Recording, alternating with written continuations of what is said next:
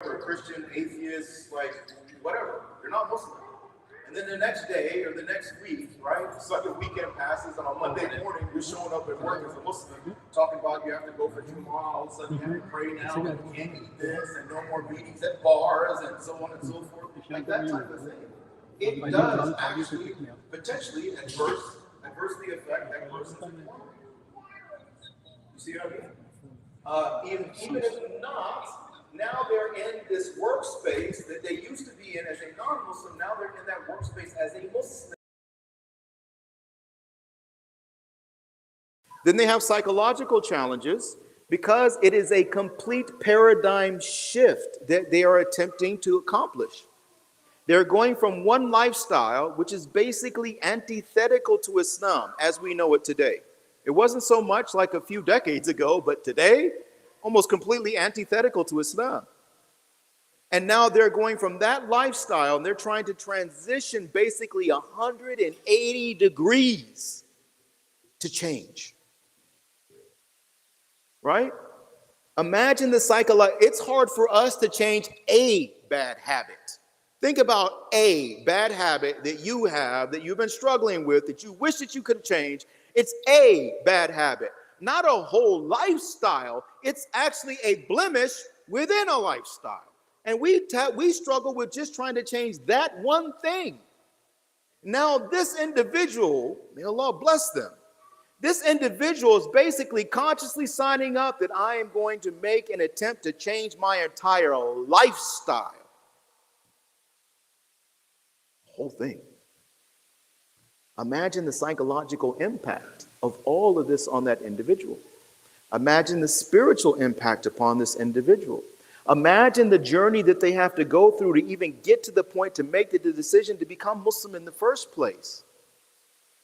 Right? They, even at the time of taking their shahada, a lot of the ones, I'm not talking about the ones who do it for this reason or that reason or the other, okay? You know what I'm talking about. I'm talking about the ones who come in and sit down, ask genuine, sincere, like well thought out questions. They're methodical, like it's at least zahiri, outwardly, you would be like, mashallah, it seems like this individual is very sincere and genuine in their search for the truth.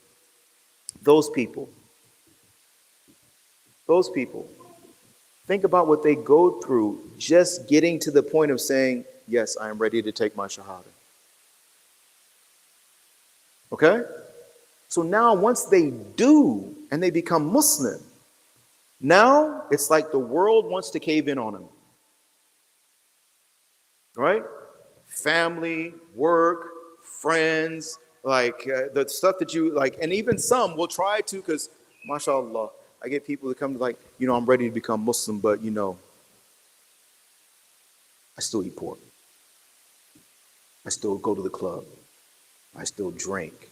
I have a girlfriend. You know what I tell them? Okay. What does that have to do with nothing?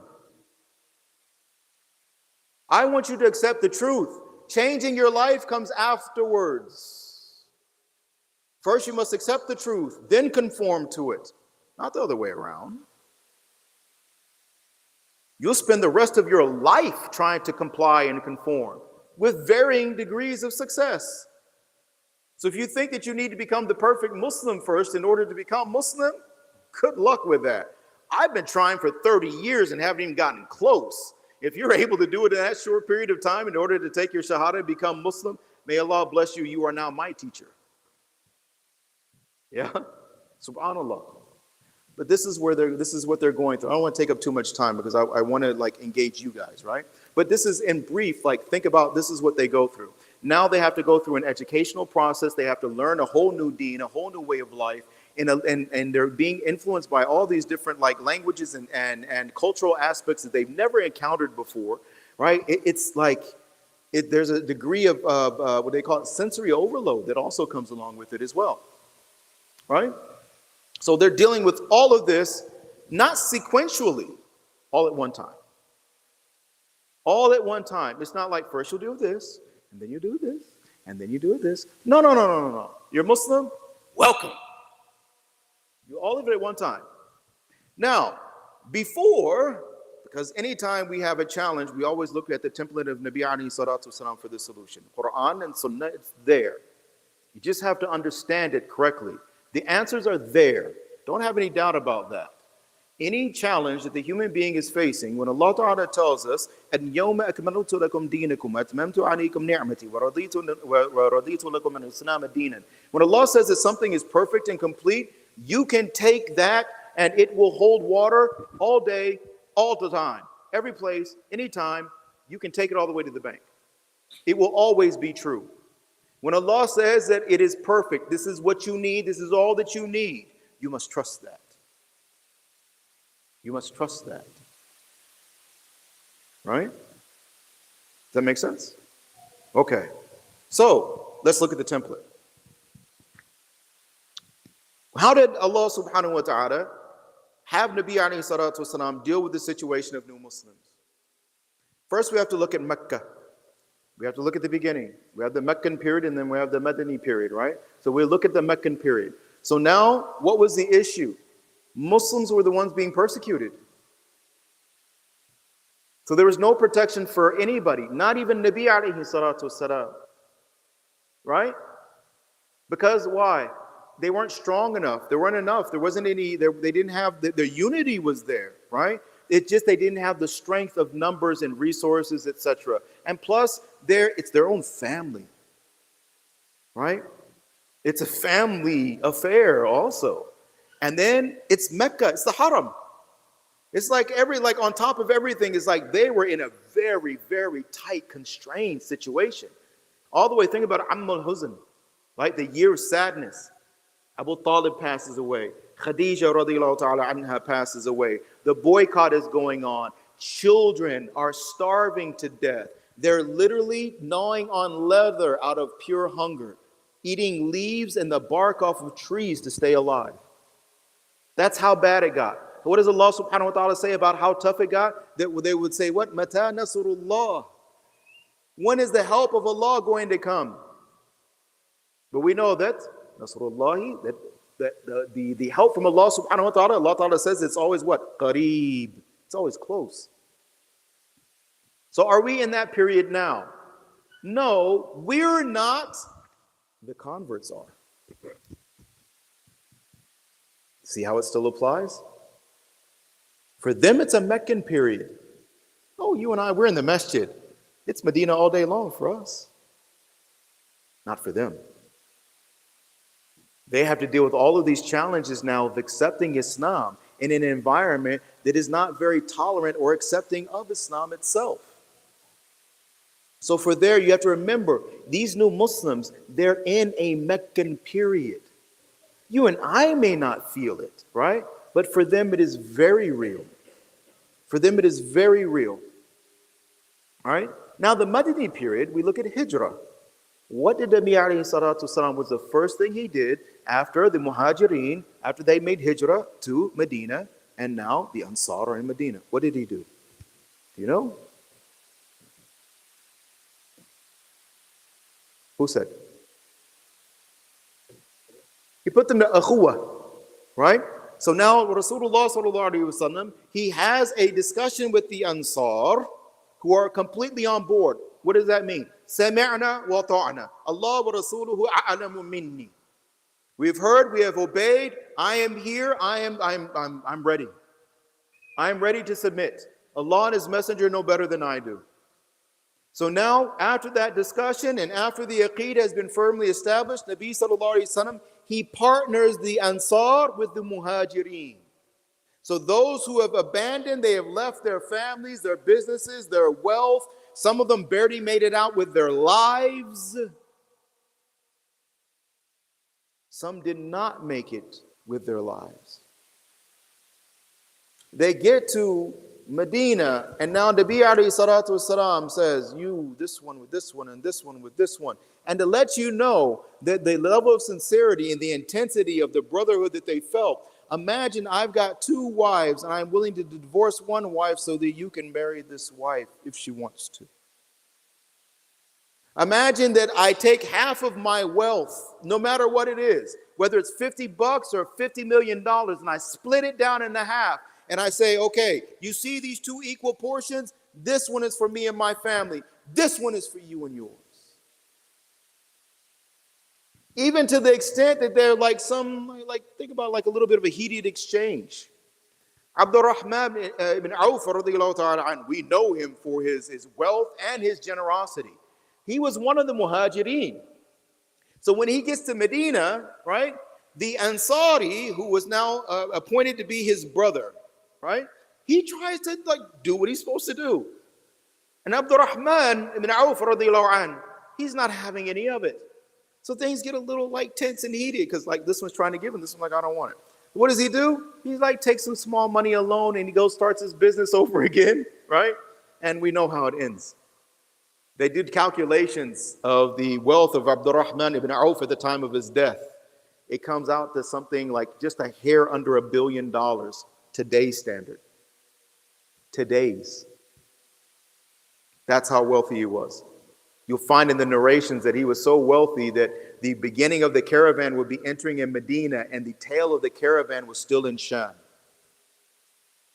He used to feed the entirety of Medina all at one time. This barakah. Okay? So now, before they made hijrah, because now we know what was going on with them, right? We know that Muslims are kind of like doing their Meccan period thing, right? But now what's happening in Medina before the hijrah? So what's happening in Medina before the hijrah is that Nabi alayhi salatu wasalam, he sent, and for us, a very special sahabi, we named the whole organization after him, Mus'ab ibn Umair, radiyallahu ta'ala anhu, a youth. And here's the thing. It's not that I think you'll be hard pressed to find throughout the body of classical texts and hadith and everything, any place where the necessary you call it academic or intellectual capacity of Mus'ab radiallahu anhu is being like praised or anything, right? You're not like, oh, he's one of the fuqaha and this and that and the other. I've, to the best of my memory, I can't remember ever reading it or seeing it anywhere or being taught that. He was young.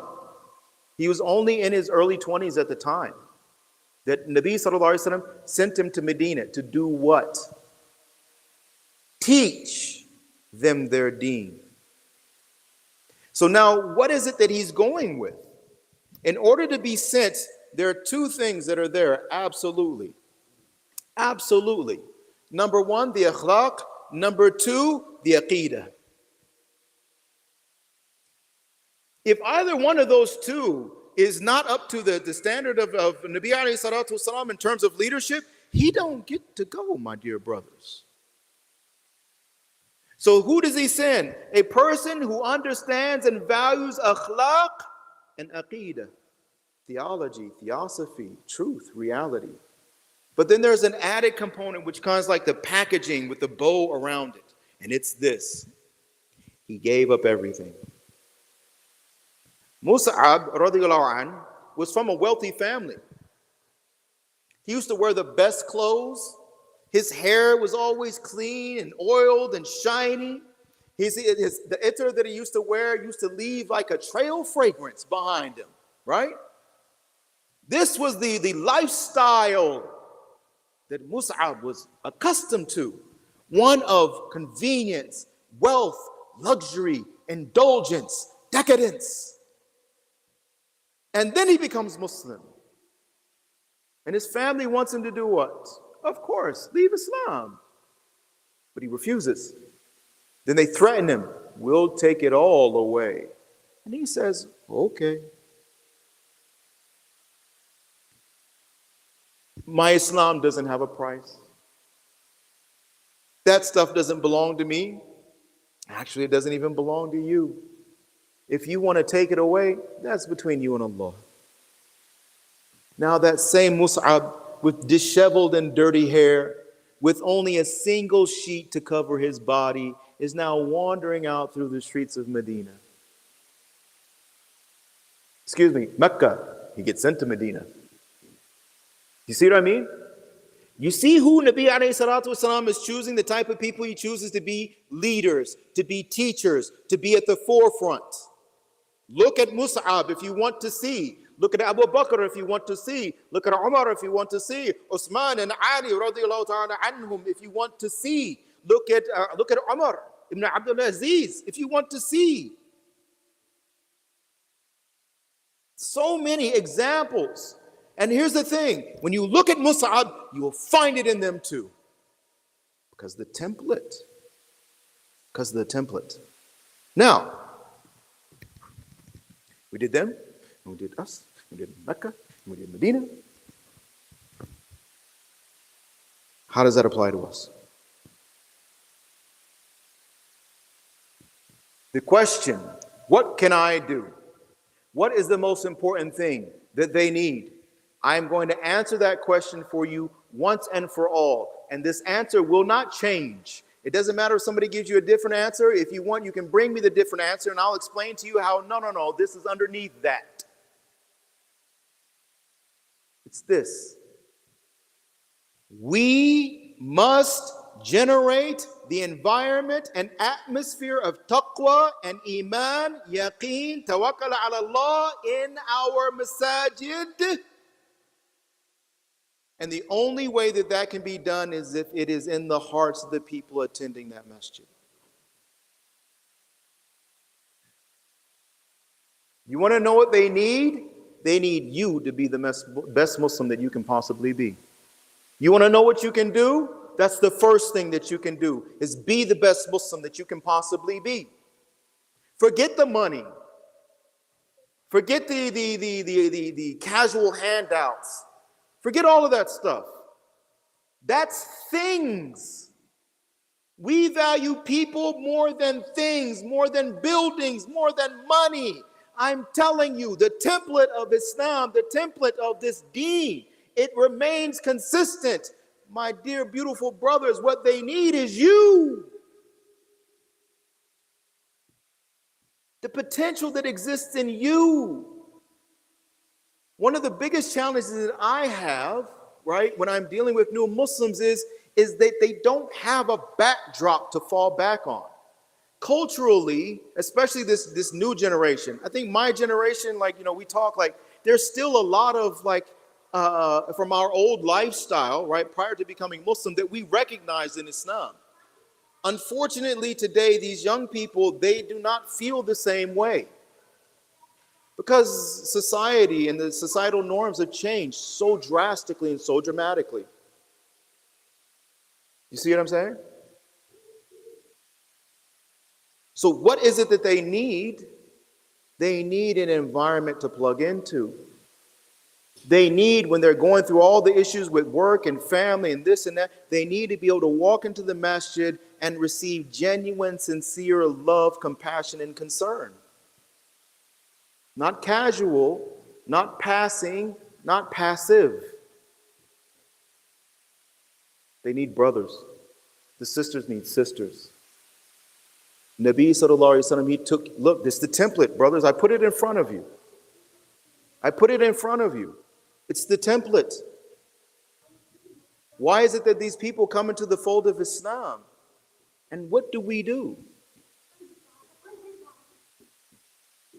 I struggle for resources on a day-to-day basis. I got brothers who are there's converts and brothers at work. We struggle for resources on a day-to-day basis.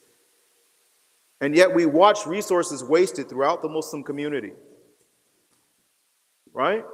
So if it was just a matter of money will solve the problem, there's money being thrown left, right, and center, and this organization is doing this and that organization is doing that. But I'm telling you, look at the statistics. I deal with the people on the ground. I deal with the situation on the ground. The situation is eroding. It is getting worse. It is not getting better. And the attention that we're actually applying to the issue is becoming less. It is not increasing. When the retention rate is so low, now granted, I will be the first one to tell you because I do work with new Muslims, right? Some of them are just flaky. Okay? Some of them are just flaky. They're goofing around, playing around. They're it's a fad, a phase, or whatever, right? Sometimes there's a girl involved or whatever the case may be. May Allah give them hidayah. Because I have seen those people come back before. They were goofing around, got involved in this and that and the other. And mashallah, they come and they sit down with you and you give them extra information. And then they ghost you. They disappear on you. And then subhanallah, 4 years later, it's hey, don't I know him? Beard, topi and everything, making salat and Jumu'ah. It's salam alaikum. Eric, is that you? Hey, salams, it is me. It's like, oh, Allahu Akbar. You never know. You never know, right? But they have to have that home. They have to have that family to come into, right? They have to know that level of support, and they're going to be able to come into the environment, and they're not going to be judged. I gave a shahada this week, and alhamdulillah, mashallah. And the guy is like, he was in the Navy. If you know anything about U.S. Navy, tattoos, it kind of like started there, like in a certain way. I don't want to say that it originated there, but you get what I'm saying, right? So he's got all the tattoos and everything. MashaAllah, in terms of it, because akhlaq and this and that and the other, he seems like a very well-mannered young man, MashaAllah. But he was worried. He's like, people were staring at me and this and that and the other, and like, I don't know, I feel uncomfortable. Let me remove that from your mind. You're fine. You're fine. You come in here just like every other normal individual. You don't worry about the tattoos. If they do, leave it between them and Allah. That's their jahalat, that is their ignorance. And the only thing that you need to be concerned with is what is your situation in front of Allah subhanahu wa ta'ala. That's it. Gentlemen, come here. Yes. Sorry. There's a lady. Yes. Inshallah. Do me a favor. Get him. Tell him to come here.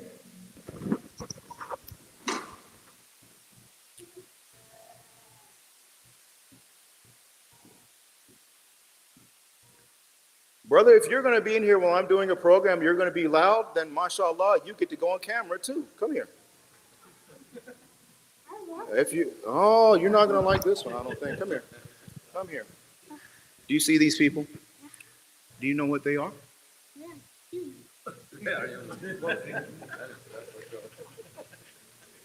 Hold on, I'm checking. Okay, yes, you're right. Okay. These are your uncles. Do you know what they're here learning right now? Yes. Do you think that's important? So, should you be quiet so they can learn? Okay. Say inshallah. Okay, off you go. Quiet. We need them in the masjid. Okay? Regardless of like you hear that like we want them here. They gotta be here, okay? Yes, we as uncles, we have to discipline them and we ought to love them, and sometimes we gotta be patient, but we need them here, okay? We just gotta talk to them and be tolerant. This is what we're talking about. This is what we're talking about. Give them love. Yes, tarbiyah, okay? We want them to be like well-rounded young men, right? We want them to be disciplined young men. Right now, they're young boys. We were there. We did what we did. Then we did istighfar, hopefully, inshallah, right?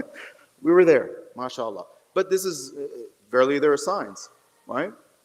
Because the same thing that these new Muslims that they need when they come to the deen, the same way that our young people, they're growing up, they need the environment also. Our youth that are returning back to Islam, they are probably the most shy to come back. When they find out, there's like, I heard you're non-judgmental. I was like, oh, well, it depends on the situation. I don't want to set high expectations. And that's like, whoa. Yes, I'm not like, I'm here to help.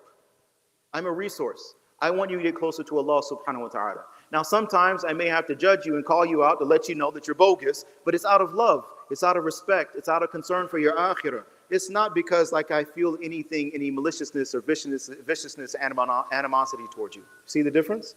Just love, pure love. So when these youth that are now coming back to Islam, the stories, the things they've done, okay, it's a lot. Most of the older generation, I don't even think you would be able to handle listening to it. I'm serious. Joeba, I'm so serious. I really don't. Not because I can't, but because you would not want to hear that much negativity, that much to know that Muslim youth are out there doing that. And only thing is, it's not an anomaly. These are regular practices that are taking place within the Muslim community, not in some other city, here in the greater Chicagoland area. Right? And they're scared, they're confused, they're like dealing with all of this stuff that us as experienced adults, right, that we are struggling to deal with. They're dealing with it at like 10, 11, 12, in their teenage years or early years in college, right? It's an incredible challenge. And they want help, and they need somebody to talk to, and they want to feel like there's a place that they can go and they can be at peace and they'll always be welcomed. And why shouldn't that be the masjid? Why should that not be the masjid? When Rasulullah ﷺ is in the masjid, and now an individual comes and starts urinating in the masjid. He didn't do it on purpose. He thought there was like a court. He didn't know that this was technically still part of the masjid, right? So it's not like he was like intentionally, it was a mistake, error in judgment. And the Sahaba, right? Urinate in the house of Allah, like, right? Which is, mashallah, that's a very nice reaction. But Nabi sallallahu alayhi wasallam, who is what? Balanced and mature, refined and elevated. He says, let him finish. Let him finish. You don't want to cause him pain or disturbance by interrupting him once the flow is started. Right? Brother, subhanallah, like I've seen these young kids and these young guys like yelled and screamed at, and like people like want to yell at the administration, and I've seen them like try to argue with people in the office and everything else, right? Over this, like, and I'm like, subhanallah, what is it that we're not understanding about community? What is it that we're not understanding about shared responsibility and shared accountability? We're all in this together. We're all on the same boat together. We've got to work together because our success, to a certain degree, we are dependent upon each other. Allah made it that way, but not as a curse, as a blessing, as a ni'mah, as a means of accessing barakah from Allah subhanahu wa ta'ala. Right? So this is the big thing. What is it that you and I can do here? What can we work on here? What's a project that we can tackle here? Let's make that environment. Simple solution, isn't it? So each one of us, we work on, number one, our education, understanding what does a good akhlaq look like? Like, what are the mahmudat and madhmumat and so on and so forth, right? So what are we talking about when we're talking about akhlaq? Let's dissect it. Let's unpackage it a little bit. The same thing when we're talking about like communication and tarbiyah. Let's unpackage some of these things and begin an educational process. Let's educate our community members so that way, inshallah, we're all on the same page. Why? Because we've gone through and understood the template of Nabi sallallahu alaihi wasallam together. Now we can work upon implementation, which starts where? At home, with me. I don't have to talk to nobody else. I don't have to point out this brother's doing this, or how come you're doing that, or these kids are doing that. Why? Because my number one mission is in Islam. قُوا أَنفُسَكُمْ وَأَهْلِيكُمْ نَارًا. Save yourself first, even before your own family. The tartib is clear. It's wajib. And yajibu alayya. This is compulsory upon me. I have to save myself first. Now somebody might say, but Islam teaches us to be selfless. And why would you not want to save your family, even if you can't save yourself? Right? It's like very like hero, noble mindset and like distorted. Why? Because, trust me, beloved, your family wants the best you. Your wife wants the best you. The kids want the best you. Your neighbors want the best you. The people at work want the best you. The people here in the masjid want the best you. I want the best you. If we do not get the best you, what are we getting? So by default, the beauty of it, when I fix myself When I work within this template, this methodology, right, of Quran and Sunnah, right, based on the established practices. Now, when I engage in that process, and Allah Ta'ala, who is Muzakki, Allah Ta'ala is the one who purifies. Now, as Allah Ta'ala purifies, and now that situation changes, now guess what? Now I am an example to my family. I'm not just talking about Islam, I'm living it and then explaining it, but the explanation is auxiliary. It's an extension, right? It's the dessert, not the meat and potatoes. And then on top of that, they get the benefit of my positive influence in their life. I walk around and I do the dhikr of Allah subhanahu wa ta'ala. I try to make my salat 5 times a day, right? I try to be kind and generous and selfless, right? If I have something, I'm willing to, some ulama, they refuse to eat a meal alone. They will not do it. I knew one Shaykh, subhanallah, he would actually go out. He would actually go out, find homeless people to eat with. He would not eat without them. He would not eat without them. If we do this, watch all the other challenges just kind of like naturally, organically dissipate. Because this is the root problem. Deal with the root problem. And it's amazing. It's like a tree or a plant. Then you watch, like you deal with the root issue, right? And then the plant above ground becomes healthy. Instead, we find ourselves looking at the bitter fruits on the tree above ground and trying to figure out how can we make these bitter fruits sweet. And that's a fool's cause. It's like saying, like, I want to make lemons taste like oranges. It's like, there's lemons on the tree, brother. Like, what do you like? We just have to be creative. There's a time and a place for that stuff. This is not the time nor the place. All right? So this is the mission that we are on. Myself as an individual, the brothers and the families as an organization, that how can we generate this environment and atmosphere that these brothers and sisters and these families, when they come into the fold of Islam, they can actually plug into this environment, engage in the educational process, engage in the advisement process. They know that there's somebody there. They don't have to go through anything on their own. They can actually talk and communicate with people who have been through similar situations, right? They know that in the general Muslim community, they see people from all over the world. Literally, you know how it is in our masajid. People from all over the world. But they see that, like, no matter where they came from in the world, they didn't care. They just treated me kindly because I'm a Muslim, they're a Muslim, and they love me just because of that. That was sufficient enough. But they got to feel it. It's got to be genuine or they won't feel it. It can't be manufactured or fabricated. You know what I'm saying? Like, you can't like just put up the posters and like make it look like we care. Because trust me, they know. They'll walk in. They're human beings. As the brother said. Right? They can tell. They can tell like when you are acting outside of your normal pattern of behavior. Do you see what I mean? So when they come in and they're like, I can tell this is not the normal situation. This is something different. They're acting, they're not strange, not weird, but they're acting different than their normal habitual behavior. So watch this. So when somebody takes their shahada and they're takbir, Allahu Akbar, right? And then now they come back, say a month later, into the masjid and nobody talks to them. You see the contrast? You see the contrast? It's intense.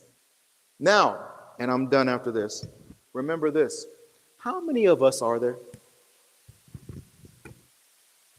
Do we forget that this individual, most of the time, male or female, most of the time, they're walking into this strange environment, a foreign environment, all by themselves? Do you understand the type of courage it takes to do that? And on top of that, like, think about the nasty stuff they've heard about Muslims and Islam, the things they've seen in movies and in the news and TV and so on and so forth, and still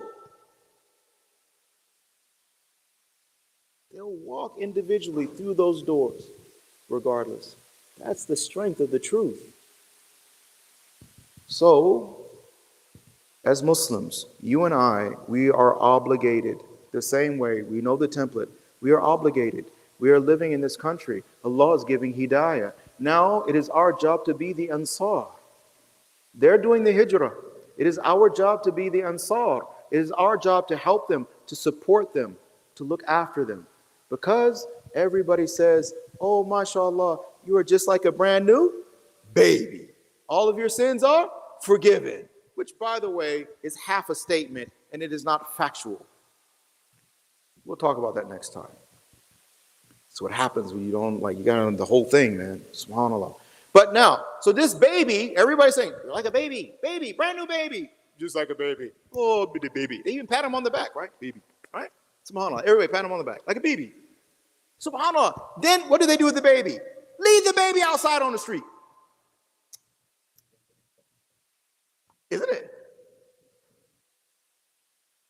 Everybody's like, SubhanAllah, everybody just said brand new baby, brand new baby. And all of a sudden, like, baby's on the street. People walking past the baby. People like looking angry at the baby. People like looking at the baby with distrust. People looking at the baby like, why are you in here? Like, poor baby don't know what's going on, right? We went from everybody loved the baby to like, can nobody stand the baby? And then we tell the baby to do what? Go learn, baby.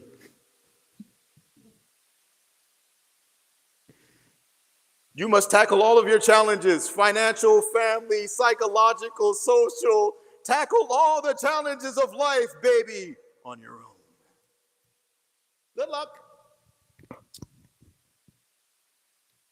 So the poor guy walks in here by himself, and actually, after all the Allahu Akbar, Kabira, Subhanallah, baby out in the street. All in a matter of a couple hours. Poor baby. Let's change it. We don't want them to just feel welcome when they first come. We want them to feel welcome every time they come. We don't want them to feel welcome just when certain people are here. We want them to feel welcome no matter who's here. We want them to come in a very short period of time. I love it. I love when these new Muslims, when they come in, they're like, they spend some time with us. And in a matter of weeks, they're like, I feel like you're family. I'm like, that's what it's about. That right there. You can't fake it. It's either real and it's there or it isn't. People join gangs to get that feeling, brother.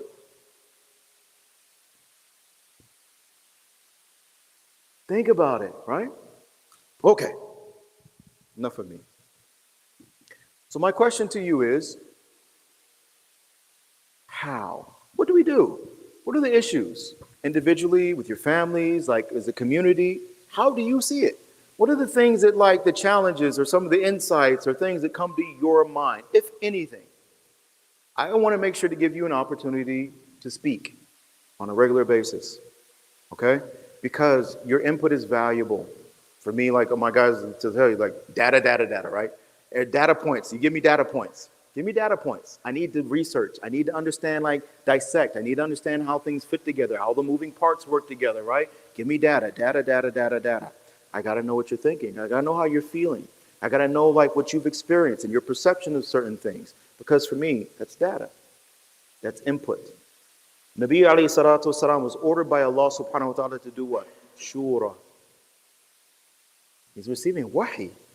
What does he need to consult with the Sahaba for? You got a direct link, the likes of which no human being has ever had or ever will have. What the heck has he got to talk to them for? Now you know. Ummah.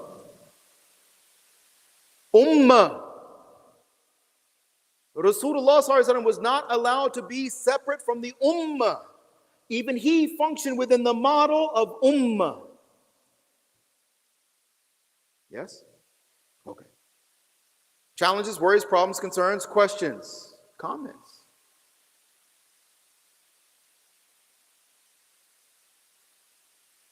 Is it stunned days? Like, Sufyan, yes. Consistency within the community. How we treat new Muslims, but also the euphesists. But also, I mean, when you think about it, because you have to be very careful. Because sometimes what we end up doing is like you become so focused on a particular demographic, right, that you become blinded. You kind of like tunnel vision, and you stop seeing other demographics. So one of the things that I notice is like, so say for instance, um, well, a prime example, we had a brother today who was here for a Jumu'ah, and he just moved to the community a couple of months ago. What type of reception does he receive?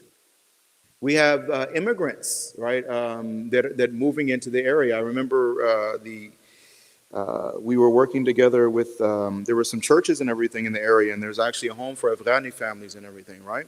So we have immigrants that are even moving into the area. How are they received when they come to the masjid? They all need the same thing. Yes, I highlight a couple of demographics because those are the ones that I work with.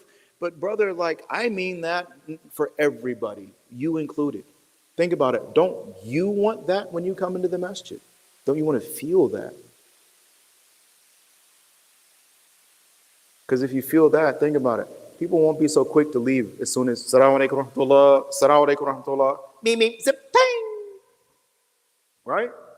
Why? Because I'm comfortable. I'm with my brothers. I'm with family. Like there's a huwa here. Right? So like, mashallah, this is when you want to stay and you want to talk and like maybe sit down and have some tea and before you go home and like in the night with the brothers. You see? Inshallah. You want to be consistent? Sufyan's. Al-istiqama fawqa al-karama. It's a saying, not a hadith.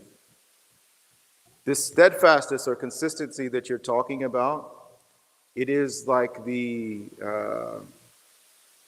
pinnacle. It is that the flag at the top of the hill that ulama that they're hunting for. Right?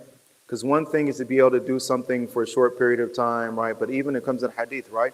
من قال النبي صلى الله عليه وسلم أحب الأعمال إلى الله أدوامها وإن قال أو كما قال عليه الصلاة والسلام. Right? The most beloved of all the work or the actions, a'mal, right, to Allah subhanahu wa ta'ala are those which are done consistently, even if they're small, even if they're little. That's how much it's valued in the deen. So that's how we have to take an approach. It is a methodical approach, meaning like this is a portion of deen that we need to revive because it's really, like, I'm not using that word lightly. I mean it. Revive, revivify. Okay? And that is the process and the effort of tazkiyah. It's the methodology that exists within Islam that helps us to reach our full potential. That's what it is. It's really what it's about, right? How do we use Islam to bring that natural, inherent beauty and potential out of each and every human being? Does that make sense? That sounds like a mission of Rasulullah sallallahu alaihi wasallam, right? It's positive. Okay? So let's stay positive. Maybe next time your hands will fly up as you have to have some time to think about it and ponder, inshallah, right? I know it's a lot. These guys tell me all the time, right? Like you just pull the dump truck up and hit the button, beep, beep, and it all comes out, and then you just drive off, huh? So it takes some time, process it, right? But I'm here, and I want you to be here long haul, long term. Let's seriously work on this, not just do programs and talk about it, but let's actively engage in tackling it, at least in this community. And we can begin the process of establishing a standard, right, that can be shared, and also a methodology, right, that can be shared with for instance, let's go ahead and say the northwest suburbs. Let's start small, okay? We work here in northwest suburbs because Chicago's kind of naturally divided into some degree, right? So let's work here and let's build and see where it goes. Allah's muwaffiq. We just have to be sincere and have the correct intention. But let's give it a shot. What's the worst that can happen? Think about it. Oh, we made a whole lot of effort for Dean, and we were struggling. We made sacrifice. I gave money. I did all kinds of stuff. I sat in classes. I learned stuff, and then nothing happened. Except the fact that you got udger that you can't even begin to calculate or comprehend. And you're not going to lose it unless you destroy it yourself. Right? Yeah. We have to be careful, inshallah. May Allah subhanahu wa ta'ala bless all of you. I thoroughly enjoy coming to Masjid Huda. I was kind of like poked and prodded. This is still home, guys. Okay? I know I'm like an hour and some change away, but I'm away by like it doesn't matter how long we don't see each other. It doesn't matter, right? You're family. And I am dedicated and committed working with Shaykh Mahmoud, the board members, everything. We haven't stopped in the community. Our brothers are here. They come from different parts also, to engage with this community so that we can work together, okay? There's so much potential. There's so much that we can do. Let's tap into it. Let's actually do it so that you and I can sit in here, inshallah, in the very near future, and we can look at each other and smile and look and like, remember when? Remember when we started? Remember when we were first having the conversations? And now look. Look, that little bit of effort. Look at all the change. Look at all the positivity. Look at the impact that came from Allah subhanahu wa ta'ala. That's how He works. The promises of Allah are true. MashaAllah. Final questions, worries, problems, concerns. This is for closing. Yes. One question I have, you're talking about the person that working in the Islam of conversion, you have to interact with them. But there are a lot of families, the kids are growing, 20, 21 years old. I've seen a lot of problems in their family. Yes. They know I'm Muslim, I'm fine, but they have a lot of peer pressure. How can you cut down peer pressure, just to make them a good Muslim? I mean, because This is what I'm looking for right here. 90% of the family, they don't know how to treat their own kids. Yes. And they don't want to listen. The kids don't want to listen because they're not practicing themselves. And they're trying to tell the kids, hey, listen, it's a practice. This is what I'm talking about. Okay? Because I'll summarize, because the ladies are there too, so I'll summarize it real quick. So, look, the converse having these issues, but we have youth that are having similar or different issues, but still very serious issues in their early 20s and even younger. And parents are struggling to understand what's going on, how to deal with it. Some of them are in outright denial. Actually, a lot of them, at least the ones that I come into contact with, they believe their kids are like angels, infallible, and no, my child would never do that. Yeah, don't you believe it, right? These kids are out here doing wow. Okay? If you think your child is immune, okay. That's between you and Allah. I deal with the reality on the ground. Okay? And that's what you're saying. The parents don't know what to do. The kids don't want to listen to the parents because the kids are seeing the hypocrisy in the parents, because now if they don't see Islam, but hold on. So you don't want to practice Islam, but you want me to. You don't want to do what Allah says, but you want me to. You don't want to follow the Sunnah, but you want me to. And then a lot of times the parents are too busy making the children scared of whom? Not Allah, them. That's it in a nutshell, is it? Encapsulated just like that. Do as I say, not as I do. That's it right there. MashaAllah. Right? So what's the solution? First, there's another step to the problem. The problem is this, not the kids, it's the parents. The parents won't listen. The parents think they know what they're doing. The parents are preoccupied with this, that, and the other. The parents are scared because they're going to lose their social status because they're worried about their family name. And what if so-and-so finds out that my kid is doing X, Y, and Z and all that type of stuff, right? So they have all these other concerns and considerations which basically blind them to the reality of the harm, right, that is being suffered. It's the best way to put it. Harm, trauma that is being suffered by their own kids. And I'm a parent. I have 5 kids. 3 of them are in their 20s. Yeah, brother, I'm old. I know y'all looking brothers are brother, you seem to pick up half your gray hair in 2 years. It feels like it too, subhanAllah. I've got 5 kids, right? And I'm telling you, I made the first, because there's a distance between like the first 3 and the second 2, right? I'm telling you, brothers, I made so many mistakes in the beginning. I'll be the first one to admit it. New husband, I was trying to figure out how to be a husband, trying to figure out how to be a father, trying to figure out how to be a Muslim. Plus, I'm working and getting an education at the same time. I'm trying to keep my sanity. I made so many mistakes. And I tell you right now, I craved it at that time. To a certain degree, we had it because we were like in a somewhat smaller community. I'll tell you what I craved, even at that time. I wish I had help. I wish I had a community.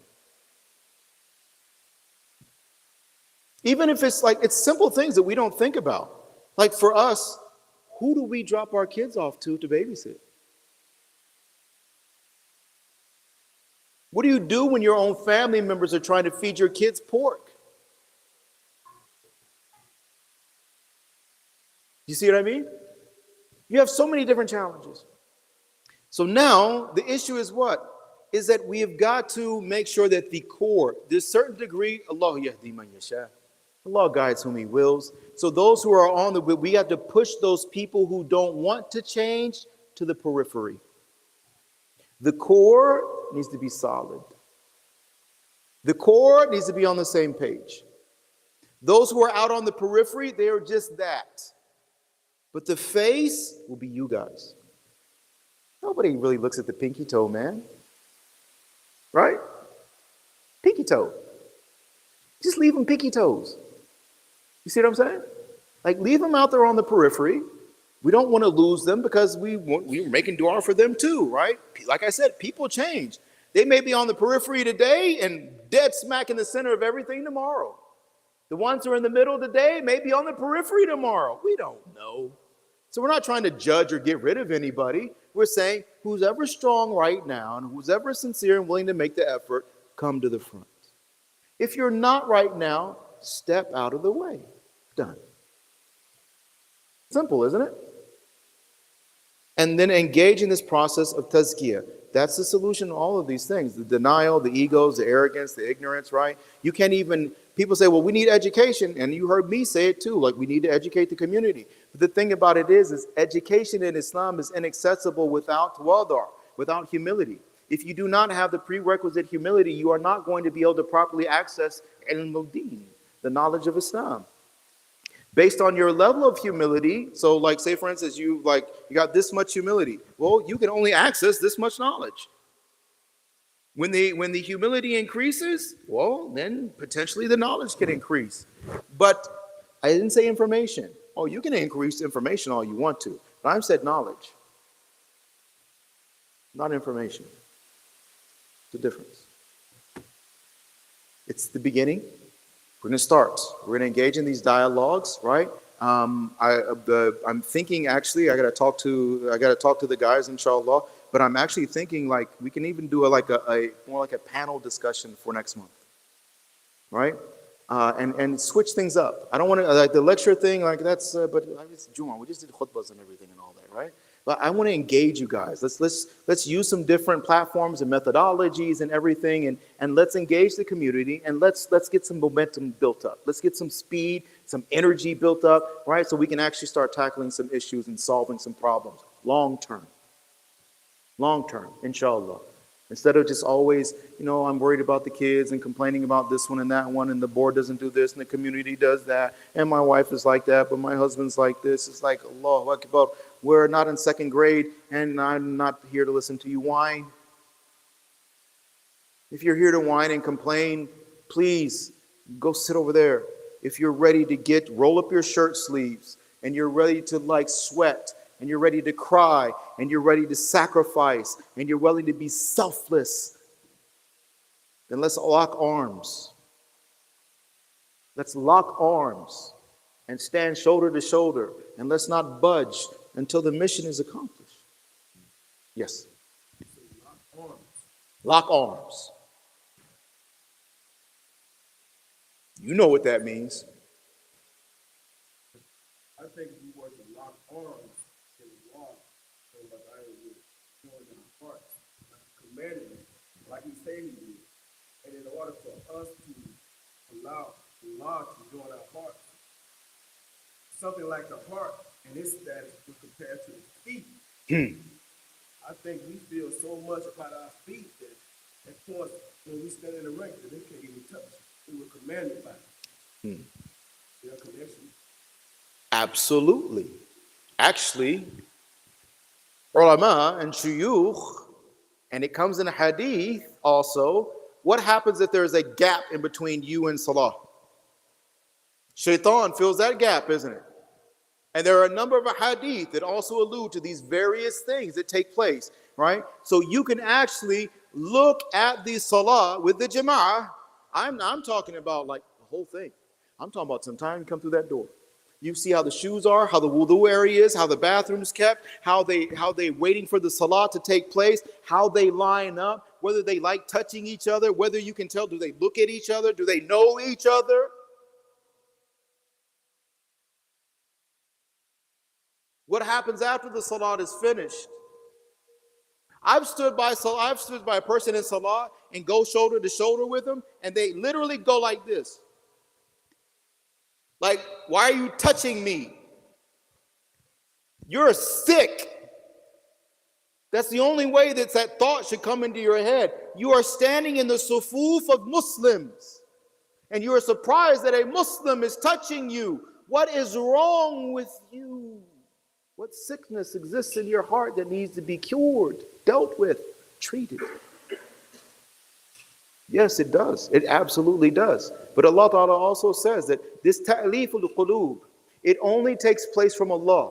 Allah Ta'ala told Nabi alayhi salatu wasalam, you can't do it. It doesn't matter if you spend everything in the entire earth. You can't join hearts. That's my job. Mu'alliful qulub. That is Allah. And if we want Allah to join our hearts, we need to lock arms. We need to be able to stand in these sufuf like brothers, like family, like sahaba. And in short, yeah, sum it all up. Let's pretend to be sahaba. Shall we? Why not? Again, what's the worst that can happen? We don't like meet the mark. We knew that going in. Right? The 10% rule. You know the 10% rule? No? Really? Allahu Akbar. I'm going to send, I'll get it to Imran. Maybe I'll send it in WhatsApp also. So there's a hadith of Nabi alayhi salatu wasalam. I also want to do the one with 99 men, but the time is gone. You know how I am. Nabi alayhi salatu wasalam, he's talking about his brothers, right? And the Sahaba are like, where are your brothers? He's like, no, you're my Sahaba. He's like, who are your brothers? Nabi alayhi salatu wasalam starts talking about there's people that's going to come afterwards, right? They have never seen me or anything, but they will firmly believe in me. Like, these are my brothers. But they will only do 10% of what you do. Right? 10%! They will only do 10% of what you do. 10%. That's reasonable. That we can strive for. Okay, fine. We are not going to become Abu Bakr Siddiq radhiyallahu anhu, right? What about 10% of Abu Bakr? Now that's more reasonable. That's doable. That's something, a target like potentially we can hit. Pick your Sahabi. I have my favorite. Actually, I got a list, but I got my number one. Who's your favorite? Brother, I'm telling you, if you're a Muslim, you better have a favorite Sahabi. Like, I don't know. Right? These kids are running around with favorite comic book heroes and everything else, and they're talking about which one. Like, come on, man, you're a Muslim. You got to have a favorite Sahabi. And if you don't, well, that's where we'll begin. We need to get to know who they are. So we can try to be like them, inshallah. May Allah Ta'ala accept all of us. May Allah subhanahu wa ta'ala accept our intentions. We have a lot of work to do. May Allah subhanahu wa ta'ala grant us the courage and the strength and the ability to be able to accomplish that work. May Allah subhanahu wa ta'ala join our hearts, remove any rancor, animosity, enmity, hatred, ill feelings, or anything from all of our hearts for each other and for the Muslim community. May Allah subhanahu wa ta'ala guide us and use us as a means of hidayah for the non-Muslim community. May Allah subhanahu wa ta'ala cause compassion and empathy, love, genuine care and concern to flow forth from our hearts and thus from our lives for the duration of the remainder of our lives. آمين يا رب العالمين. اللهم اغفر لنا وللمؤمنين والمؤمنات والمسلمين والمسلمات الأحياء منهم والأموات. سبحان الله وبحمده سبحانك اللهم وبحمدك ونشهد أن لا إله إلا أنت ونستغفرك ونتوب إليك. سبحان ربك رب العزة عما يصفون وسلام على المرسلين والحمد لله رب العالمين برحمته. جزاكم الله خيرا جزاء. I just want to commend you, and I let you know I appreciate the fact you guys pay attention. Like the whole time I'm looking, I see nothing but eyes, serious faces, thinking faces, and I want to let you know, like I notice it, I value it, I appreciate it. Please, inshallah.